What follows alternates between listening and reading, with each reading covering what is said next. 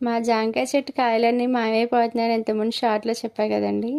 అందుకని ఇంకా ఒకళ్ళని అడిగితే ఇలా కాయ కొంచెం పచ్చిగా ఉండగానే గుడ్డ కట్టుకుంటే కోసుకెళ్ళరని చెప్పారండి. అంటే మేము పొద్దున్నే వెళ్ళిపోయి సాయంత్రం ఎప్పుడో వస్తాం, ఇంటి దగ్గర ఎవరూ ఉండం. ఎవరిని అడిగినా మాకు తెలియదు. మరి కాయలు ఏమైపోతున్నాయో వాళ్ళకి తెలియదు, మాకు తెలియదు. ఇంక ఇలా గుడ్డ కట్టానండి. 2 కాయలు ఉంటాయి. గుడ్డ కడితే బాగానే ఉన్నాయి. ఒక 4 రోజులకైతే అవి పండిపోయినాయి.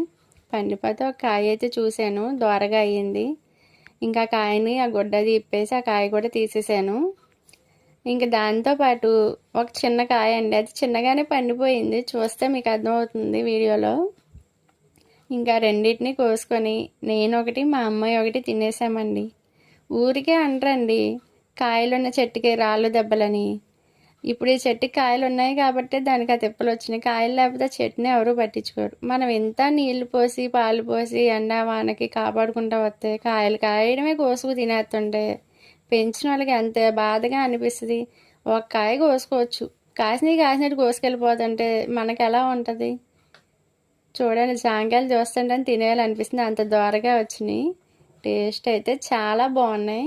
వీడియో నచ్చితే లైక్ చేసి సబ్స్క్రైబ్ చేసుకోండి ప్లీజ్.